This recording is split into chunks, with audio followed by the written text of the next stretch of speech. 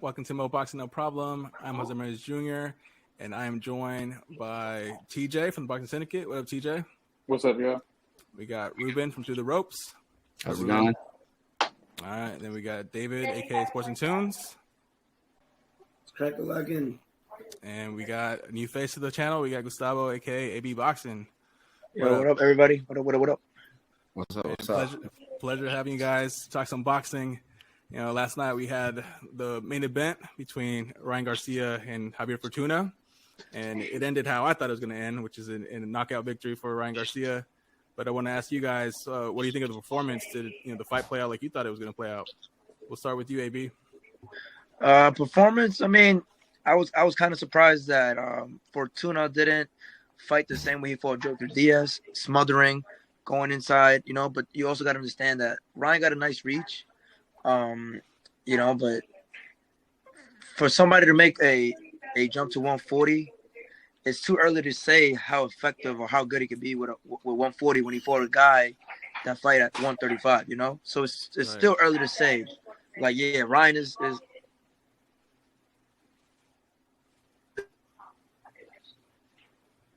think we got a little bit of lag.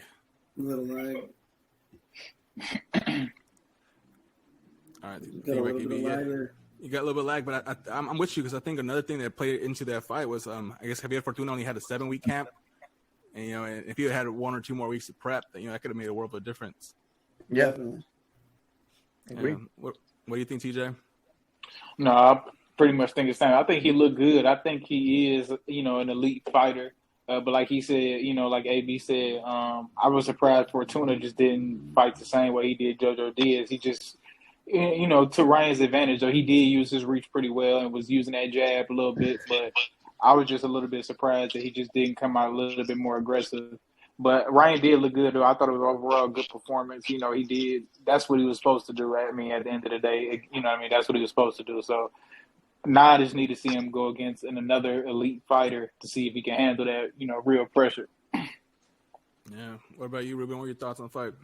Yeah, it played. I mean, I thought Fortuna was gonna give him a little harder test, but I mean, I think not only the reach, I think the speed bothered him too. Because comparing the Jojo Diaz fight, like AB was saying. I thought he was going to go in there and swarm him too, but maybe I think the speed and Ryan even had more power than Jojo Diaz. So maybe that was, the 2 key elements that why he didn't want to go in there and smother him. Yeah, I agree. Yeah. What about you, David? We're probably going to repeat a lot of the same points, but what are your thoughts on the fight? Yeah, I agree with everyone. The only thing I noticed is Ryan's reach really helps him, and he knows how to throw his punches. He definitely knows how to pick the punches. The only thing I see conflicting with him, and I said it in previous videos, in all of his previous fights, is defensive skills. His defense is lacking. He's a little exposed, and that's what caused him to get hit by that one fight when, the guy, Luke Campbell? Luke Campbell, yep. Yeah, and he came back. We saw it again in the first rounds. Fortuna was coming at him, and he was getting rocked by a few punches. He started hugging, and then he kept the distance after that. Yeah, and it was pretty obvious too during the fight. You saw like Ryan Garcia kept his right hand up, protecting against that looping left hand. Like he knows that he's vulnerable with that shot. And I'll echo basically everything you guys said. I was expecting Fortuna to give a little bit more of a challenge. To Garcia, and eventually Garcia take over in the later rounds and catch him when he was trying to come in. But I was a bit surprised he got him with a body shot in the 3rd round, and that was essentially the game changer because once he hurt him pretty bad to the body, and at that point, like Fortuna would just focus on protecting the body, which is leaving now his head exposed. And Ryan Garcia, he just looked like he looked so much bigger than him too. Like also, like just when they would see them side to side or whatever, you could compare him. He looked a lot bigger than him too. Yeah, I mean, height, reach, bigger, power, speed. Faster, bigger, stronger. Yeah. Yep. Then SportsNTunes was saying, his defense. I feel like he leaves his head on that line a little too much and pulls a little straight back. Yeah. Two straight back. Yeah. 2 straight back. Yep. Leave him open for any uppercut to surprise him. If he fights a fighter, that knows how to cut the ring, it's over for him. And I love Ryan. That's my man's. Like I be telling this Ryan all the time, but he don't listen. But it's all right. What do I? That's actually what I want to ask you guys, because I know in the Takeover fight, like a lot of people are giving Ryan a hard time for not cutting the ring off effectively. Do you guys think he did much better cutting off the ring against Fortuna? I mean, like you guys were just mentioning, like, you know, he got the reach, he looked bigger. I mean, what is a big man supposed to do in a little man? Take advantage of your size. So, I mean, he did what he had to do. Yeah. And he did it impressively. You know, 3 knockdowns, third, fourth, and actually, what was it? Yeah, third, fourth, fifth, and sixth round, where he got those knockdowns and ended it. So I mean, yeah, but you gotta understand, it would have been more impressive if my boy Ryan fought an actual real 140 fighter. No, that's the critique right now. The critique is, oh, he forced somebody from 135 to go to 140. Yeah. Now, if he fights a legit 140, I'll be really impressed. So let's talk about it, because where does Ryan Garcia go from here? You know, he said he's staying at 140 now, so he's not going back down to 135, and he's calling out Tank, but now he's saying, Tank, you got to come up to 140, and we know Tank's a shorter fighter, you know, not a natural 140, even though he's fought Barrios there. Who should he fight next? What would basically prove to you that Ryan Garcia is an elite fighter at 140? Go ahead. I think Ryan elite, man. Throw him to the wolves, man. Give him Regis Procreate. He want to fight at 140. You know what I mean? You want to fight if you beat him, then you can go fight you a Josh Taylor. You can go fight you know what I mean? Or, you know, a top name at 140. If that's where you want to stay at. Obviously, if you want to stay at 140, then you giving up the Devin Haney unless Devin want to move up, or a Loma unless these guys want to move up. I think like they can make the Teofimo fight would be like the smartest decision, because I think he doesn't even like to fight at 135 anymore. He said he has to go up as well. So that's the only fight that would make sense in the near future. Great pick. That's a great pick too. For me, I'm gonna go a different route.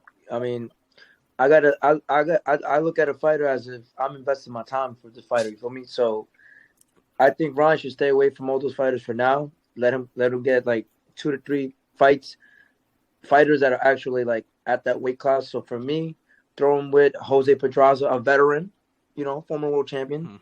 Get him in with him first. Get him with another former world champion, Carlos Beltran, I believe. Okay. Yeah. No, I mean, I like that Pedraza. I like how you're thinking, AB. Yeah, Pedraza be fire. Yeah, you gotta understand, like, I want these fights too, but you know, I think nowadays you see a lot of fighters jumping into the lone wolf, to the big boys, just too quickly. You know, especially at 140. Like, there's time to make these big fights. You know, Teofimo just made 140. Regis, I think he's like on the far end, right, of 140, going to 147 soon. So like, I mean, there's some fights that he could get, some fights that he got to get now. But if I'm managing Ryan, if I'm investing my time with Ryan, like 2 to 3 fights, 140, acting up today. That's my personal opinion. Yeah, a lot of technical recording, but AB, I'm with you, because I was looking at this 2 ways. As a boxing fan, if I'm cashing out Ryan Garcia, I'm doing what TJ says and feeding him to the wolves. Regis Prograis, you know, Josh Taylor, who wants to stick around and get a big payday, you know, to the top dogs. But as a promoter, if I'm Golden Boy, you know, maybe I do an in-house fight. We got Danielito Zorrilla, who just fought Barbosa and lost, you know, but he's still, you know, showed promise, and he's got the power to sell that fight. Or if he wants to stick with Matchroom, you got Sander Martin, who beat Mikey Garcia. So that's another like credible name. You can build it up. Yeah. Isn't another in-house fight? Wouldn't that make JoJo an in-house fight between Golden Boy? It would, but like to AB's point though, you have now another smaller fighter moving up to 140, and he would get a lot of naysayers saying like, solid 140 fighter. Yeah. But that's still a good a good fight. I think Jojo Diaz could give. We'll see. I mean, they've been making the craziest fights happen recently, so I guess they're just finally doing what they didn't do before. everyone's accepting the contracts and they're making the fights happen, and that's good for everybody because we get to see the fights and they get their payday. You know, there's one fight I actually like too. I mean, if he can still make the weight and he'll make so much money. Who? Oh man, Riverside got us all in suspense. What were we like? Man, this is crazy today. Man. Yeah. It's the heat, man. It's the heat. It's the heat waves, huh? Messing with How that hot light. is it out there in y'all shit, bro? It's only like 90 degrees out here. I know that ain't shit. It's Over here it's like 79, 80. Okay. Yeah, we're pushing. Yeah, like, over here it's like we're pushing like 102 right now. Yeah, I was about to say, you in Nevada, you in the desert. I know it's tripping. Yeah. Hey, AB's about to go break the fire hydrant down the street, huh? Out in New York. All right, AB. So who's the name that could still make the weight? Do you want to see Ryan Garcia fight? I was gonna say, I want him to fight Adrien Broner 140. That makes sense. Adrien Broner, huh? Bring back one of those. Okay. I mean, he's fighting Omar Figueroa Jr. I was about to say, I want to see how he look. I want to see how he look after this long ass layoff. But hey, from a promotional, those two guys talking to the media, building up that fight. I just want to see the whole circus with Adrien Broner on that. Bro, AB would talk so much shit, it would be hilarious. AB a character, man. Have you ever hanged out with him or like done work with him? That dude is a nut, bro. Yeah, no, I want to see how AB looks in his next fight because my problem with AB has always been like he just kind of goes into that high guard. It doesn't throw enough punches. Like he kind of goes in his shell. He's too comfortable. Yeah, he's too comfortable. He wasn't the same after that Maidana fight, huh? But that was at 147. AB at 140. He was a problem. He was the problem at 140. Yeah. What is he fighting Omar at? What weight is he fighting Omar at? I think 140. 140. If I'm not mistaken, yeah, 140. There you go. Look at that. We're here matchmaking already. Adrien Broner versus Ryan Garcia. Bro, that would make a lot of money though. Like you said, that's like from a promoter standpoint, that would make so much money. Yeah. Is Adrien Broner still riding with Mayweather? Yeah, it's a. That I don't know. I think it's a. He is still with his trainer. I know that for sure. The same trainer that Mayweather has. They both had the same trainer. So I'm assuming that's a yes. Yeah. So that would be another conversation Oscar and Mayweather would have to have. Hey guys, I was gonna ask y'all real quick about this whole Ryan, this whole notion that winning a world title is not important to him. Well, yeah, that's what we were talking about earlier, the post-fight interview. Yeah.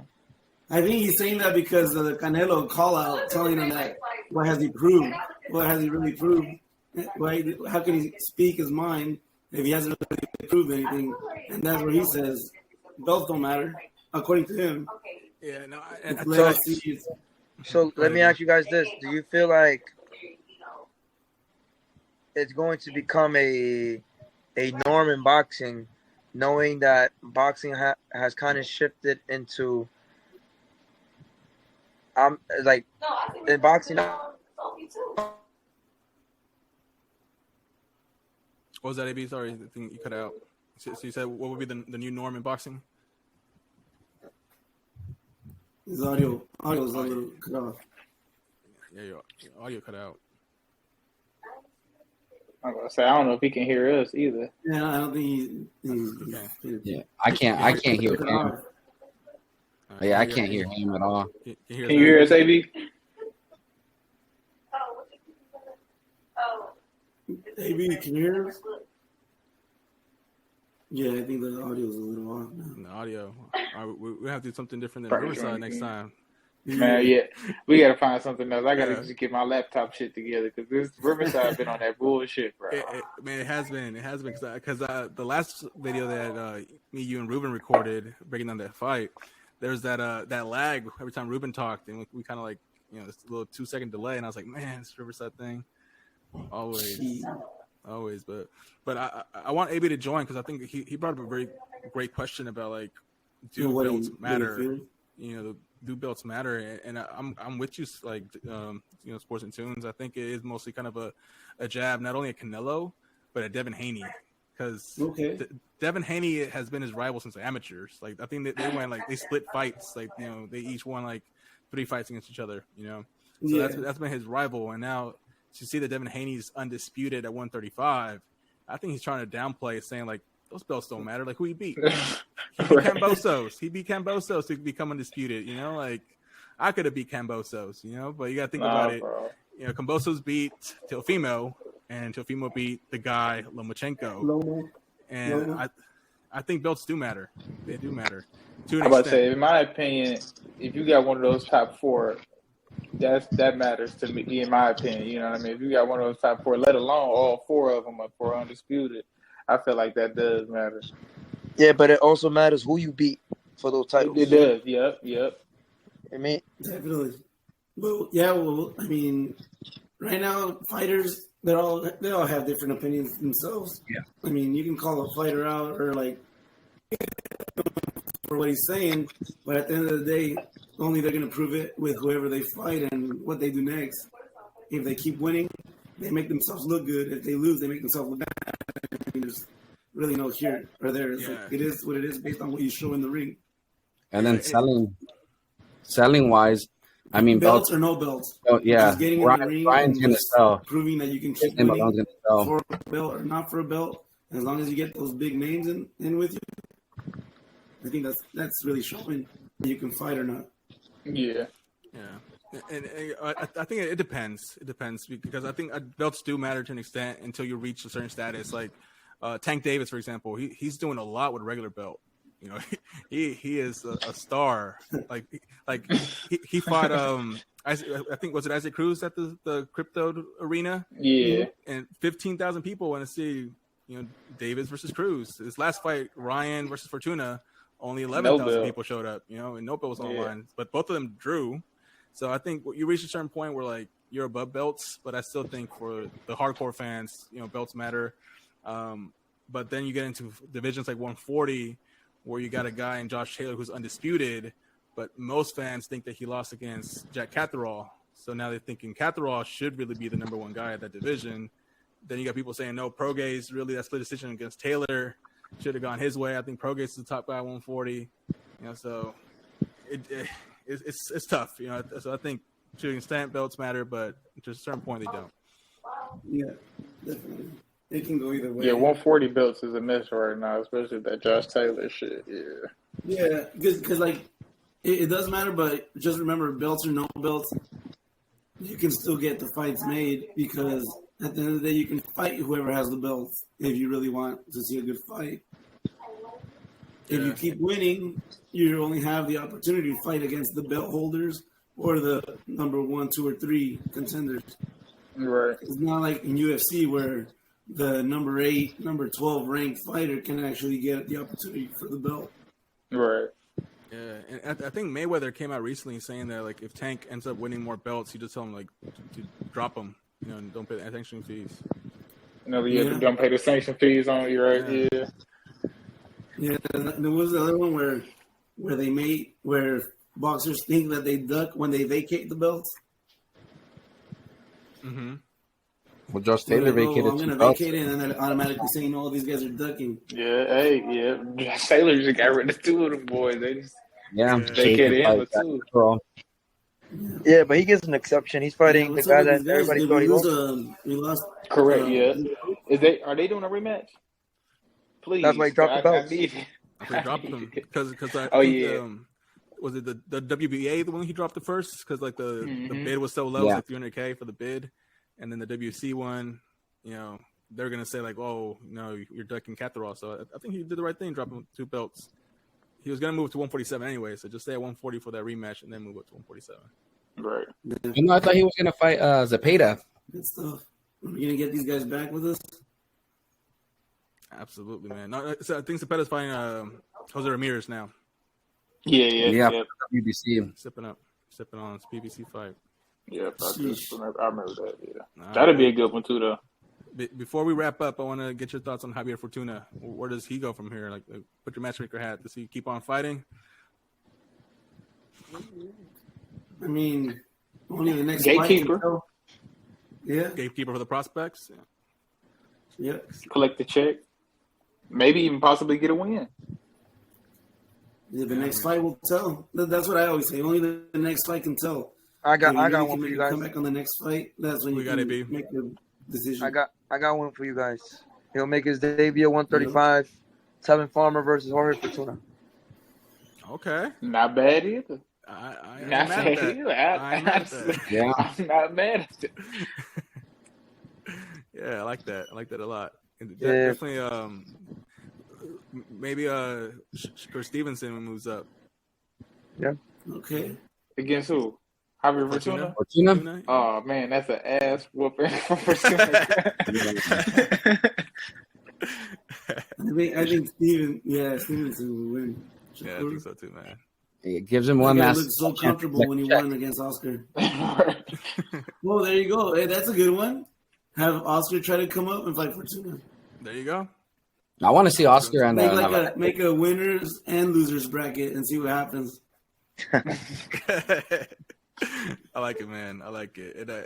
Isn't the upcoming fight with Dogbo and Joey Gonzalez 135? Is that confirmed? Yeah, it's Joey Gonzalez versus Isaac. Dogbay, Dogbay it might be because Dogbay definitely doesn't. He has a fight coming up. I just don't know. I can't agree that might be his opponent, but he definitely has a fight coming up for sure. Yeah. I just remember seeing his page about it. I can't remember his opponent, but that's probably who it is. Yeah, I think it's just Joey Gonzalez. Man, well, guys, it was a pleasure talking with you guys. Before we wrap up, I'll just kind of go around the table and let you guys kind of shout out your channels and where people can find you. We'll start with you, AB. Guys, thank you guys for following me at I think IG. we lost AB and through the No, he's ropes. in. He's still in. No, I'm right. I'm here. Yeah, we Y'all can hear Yeah, me? I see you. Yeah, I see you. Yeah, I was gonna say shout out to you guys for doing a hell of a job. Keep doing your thing. And if y'all want to follow my stuff, we got a couple things coming up. Just follow me on Instagram, ABBOXINGGN, ABBoxingGN. YouTube, AB Boxing News. That's where you see all my content and whatnot. And thank you again, guys, for your time, for sure. Appreciate it, man. Thank you for joining. All right, Through the Ropes. You can find me on YouTube and on Instagram on Through the Ropes. Awesome. All right, Sports and Tunes. Hit me up, hey guys, anytime at Sports and Tunes Instagram. You can also follow me at the Sports and Tunes Worldwide on YouTube. And that's pretty much it. And with you guys, more boxing, no problem. Absolutely. And last but not least, TJ, where can people find you? Yep. You can find me at the Boxing Syndicate on Instagram, and we about to revamp the YouTube podcast too. Get that going back again too. So it's always a pleasure being on here with y'all too. I appreciate it. Yeah. Yes, sir. As I said last week, man, it's my highlight of my Sunday. So thank you guys all for joining. If you're watching us, listen to us, make sure you like this video and subscribe to the channel. Until next time. Later, guys.